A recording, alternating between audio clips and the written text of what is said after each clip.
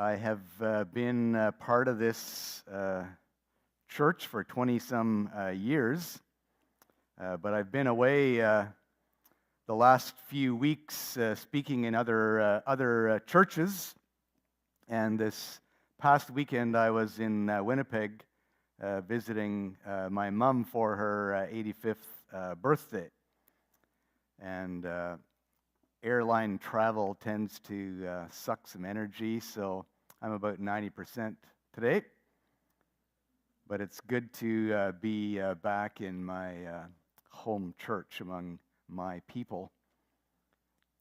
Have you ever thought how strange it is that we are gathered here every Sunday morning, week in and week out, to sing songs, pray, read the Bible, hear a sermon? We're actually paying a few $100,000 a year to keep this project going. I've done this for as long as I can remember. In fact, for most of my adult life, I've made a living working for the church or church institutions. I don't think I've ever gone more than a month without going to church. Why do we do this? Have you ever stopped to think about that, or is it just kind of something you just do every Sunday? I came across a most intriguing book a number of years ago at a used bookstore. Back when I used to buy books, now I'm starting to downsize and just recommend them to the library if I want to read them. This book is called When the Church Was Young by Ernest Loosely. Never heard of him before, and it was written in 1935. But he makes some interesting points that I want to share with you today.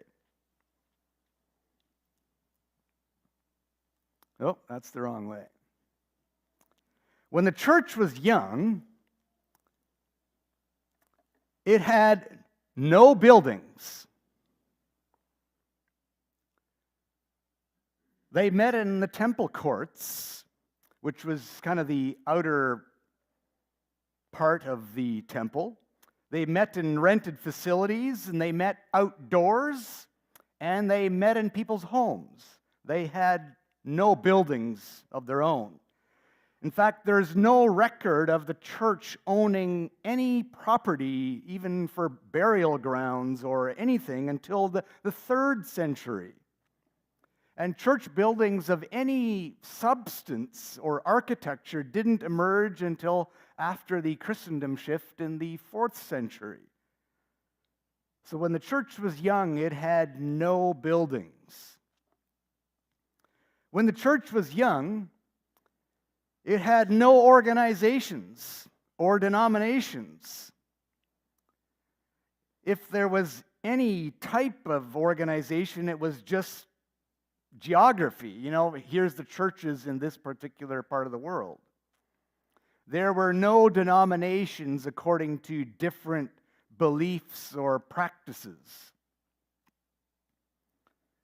Thirdly, when the church was young, they had no New Testament. Now, Jewish Christians had the Hebrew Bible, but it seems that the disciples' first impulse was not to do Bible studies on the Hebrew Bible, but to talk about their experience of walking with Jesus. Their impulse was to talk about it, not write it down for posterity, the way we often do today. The first written book of the New Testament, probably Galatians or 1 Thessalonians, was written a full generation or more after Jesus was already gone. It was all oral. It was all kind of by the Spirit at first. When the church was young, It had no doctrinal statements or creeds or confessions of faith. Their first statement that we know of was, Jesus is the emperor. Or Jesus is Lord is the more common translation of that. But basically it was saying the emperor is not our emperor. Jesus is our emperor or our Lord. What is called the Apostles' Creed is not the Apostles' Creed, because that came 150 years after the apostles. It was not made by the apostles at all. When the church was young, it also had no holy days or Sabbath rests. The values that Christians had were not entrenched in law. Sunday did not become a holiday until well into the 4th century. Yes, they did often meet on Sunday because that had been the day that Jesus rose from the dead, the first day of the week. But it was before work or after work. It was a work day. Most of the early Christians were Jews who rested on the 7th day, and the Roman Empire didn't have a weekly holy day. Christmas, Good Friday, and Easter came again hundreds of years later. Also, when the church was young, they had no paid pastors and no paid missionaries and no church budgets. The church primarily lived and spread through families and households. Today, the church has all these things. And reading this book just made me think of how different that makes our church. And I'm not saying that these things are bad to have, but it's good to reflect on the fact that it's different now. And here's something to think about. What have we gained by having these things? And here's another question. What have we lost by having all these things?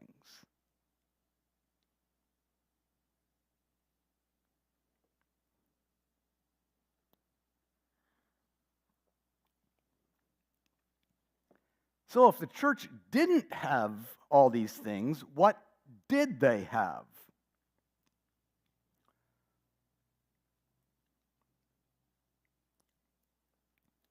Just a caution before we answer that question from this text in Acts. When we discuss the church in the book of Acts, we need to remember that this book was not written as a prescription of what the church should look like. It's simply a record of the first church. It's a description, not a prescription. And as such, it can be instructive and inspiring, even if it is never meant to be a model to be replicated exactly in all times and all settings. Now, I've never preached on Acts 2:42 to 47 before, but I have used this text often because I used to teach Anabaptist history and theology. Those who attended the lectures a few weeks ago will this line will be a repeat from the lecture. This text is a favorite text of Anabaptist Christians for 500 years. And so I've used it a lot in my teaching as a result. Because this text describes what they felt had been lost in the 1,500 or more years of church history, which is why I've got this picture of the tree with roots. These are the roots that the Anabaptists were attempting to recover in their own time. So back to our question then. If they didn't have buildings or denominations or the New Testament or doctrinal statements or holy days or paid staff, what did they have? The first thing they had was Jesus' stories. Acts says the apostles' teaching. But remember, they don't have the New Testament. And I'm pretty sure they were not doing Bible studies on the book of Numbers. I just finished reading that. I'm reading through the Common English Bible this year, and I don't know. I'll confess my doubts about whether some of these books should even be in our canon. Like just violence upon violence and all sorts of ritual killings and on and on. So I'm pretty sure the disciples were not doing exegetical studies on the book of Numbers or Judges. What the apostles' teaching refers to most likely is that they were telling their stories of how they had walked with Jesus, because that had been their most recent and profound experience. They were passing on those Jesus stories and some of the things that Jesus had taught them. Then a few generations later, it was written down in the Gospels and so on. Our new vision statement, or one of the statements about our vision statement, says that our theology will be story-based. What a great statement! Because that's the first church. Their teaching was story-based. They were simply telling their experiences of walking with Jesus. And people listened to those teachings. Secondly, what did they have? Notice for those who have watched the movie, this is a different order. Or in the book of Acts, it reads, they had community, they had breaking of bread, and they had prayer. They got together. What did they do when they got together? They broke bread. They ate together. Everything else that they did in this text is only mentioned once. Breaking bread is mentioned twice in verse 42 and verse 46. Perhaps that means it's kind of extra important to them. Some people say that this breaking bread refers to communion. And I agree that it probably does. But I also want to add that I don't think communion is simply a ritual meal for them with small cups and gold trays and tiny bits of bread. Communion is about community. It says they ate together with glad and sincere hearts. Potlucks. Every day, it says, they did this. I don't think that would be sustainable for very long. But you have to eat every day. Having a church meal every week doesn't even seem sustainable. Never mind every day. But the point is, they ate together regularly. And the second thing they did when they got together was pray. It seems prayer was linked to hearing the apostles' teaching and eating together. Prayer is, in a sense, inviting God to be part of the conversation. that we are having with each other.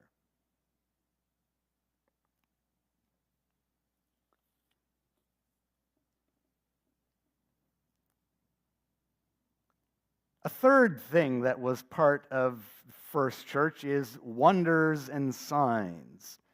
It says, everyone was filled with awe at the wonders and signs performed by the apostles.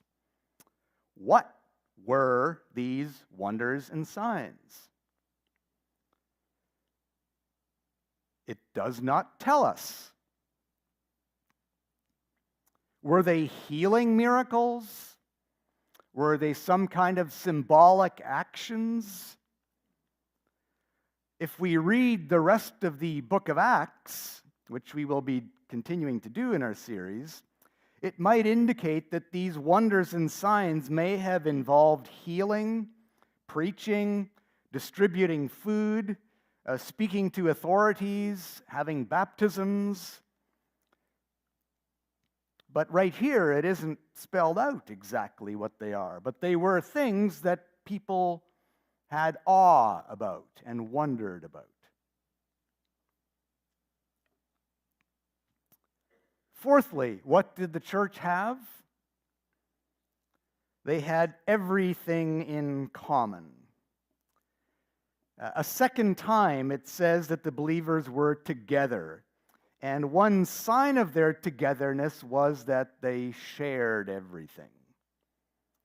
They sold things and gave the profits to anyone who was in need so that no one would have need. Perhaps this is also a wonder and a sign. It shouldn't be a surprise then that later on, everybody wanted to join them. Did you know that in the second and third generations, the communal Anabaptists, later called Hutterites, were the fastest growing of any of the Anabaptist groups in Europe in their second and third generation? And they had no traveling evangelists. You know why people wanted to join them? Because they looked after each other and no one was in need. Who wouldn't want to join if you're looked after? A quote from an early Hutterite writer, Peter Reidemann. By the way, the founder of the Hutterites was not Jacob Hutter, nor Peter Reidemann. There wasn't one, just like Menno Simons wasn't the founder of the Mennonites. It was an organic, communal kind of beginning. But Peter Reidemann writes this about practicing community. Just as Christ has nothing for himself, since he gave it up in love for us, so too no members of Christ's body should possess any gift for their own sake, but for the sake of love for their brothers and sisters. You don't have stuff for yourself, you have stuff so you can share. I wonder, have we lost this communal value that the first church had, that also the Anabaptist, communal Anabaptists had? Perhaps a good little start is giving to the food bank. It's almost sad that in a city with so many churches, we have to have a food bank. But let's, as one of those churches, then make sure that that food bank always has enough so that no one in our community is in need. And finally, what did they have? They did have regular meetings. Now, it says they met daily, and it doesn't say for how long they met daily, because I'm sure that this would just be unsustainable. Weekly is hard enough for most of us. And it's, again, important to understand where they met. They met in public outdoor meeting places, the temple courts, which would have been the place where all people were welcome. You didn't even have to be a Jew to be in the temple courts. All people were welcome. It was the place of prayer for the nations, as Jesus says. And they obviously met in people's homes and in smaller groups, I would assume. We had somebody over for lunch a couple of weeks ago, and we kind of mused, like, we used to do this all the time. Maybe that can be a revived practice. And finally, what was the result? They were praising God and enjoying a good reputation in the community, and their church was increasing in number. Sounds like utopia. Who would not want their church to be like this? But just wait, not so fast. In chapter 4, the apostles are brought before the denominational executive and put on trial for disturbing the peace. Then in chapter 5, in the midst of sharing their goods, a couple dies suddenly.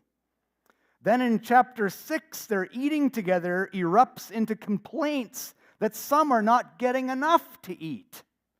And then in chapter 7, somebody gets killed.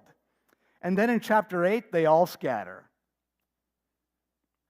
So perhaps our desires to be like the first church end after chapter 2, verse 42 to 47. It kind of all comes crashing down to reality. And we will get to these stories in a few weeks. But for today, let's just savor Acts chapter 2, verses 42 to 47. As I said earlier, these events in the book of Acts are not meant to be replicated exactly. The apostles had walked with Jesus in person, in the flesh. We can't do that. We can't replicate that. But we can learn from the first church that might help us be present church and future church in a very different time and very different place. Perhaps being and doing church is really not all that complicated. There are no special gimmicks for the present and future church. Books have been written about all these special gimmicks and things that we can do to be a growing and thriving church, etc., and on and on.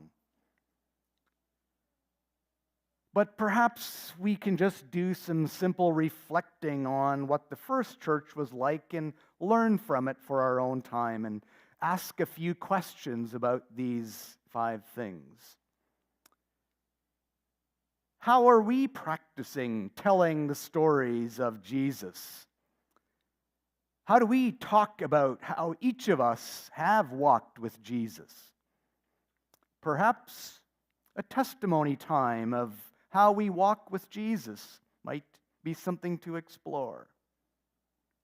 Secondly, how are we practicing love, eat, pray? Practicing community, eating together, and praying together. How can we perhaps change our focus so that we are awed by all the wonders that God is doing among us instead of focusing on what we don't have? Fourthly, how are we practicing sharing with each other, with our community, and with the world? And it's not accidental today that we have our food bank Sunday because it's a tangible, practical way to share. And fifthly, let's reevaluate our own commitments to regular gatherings, whether that be in public, here, or in our homes. Let me just read the text once more in conclusion as we reflect on these questions for our own time.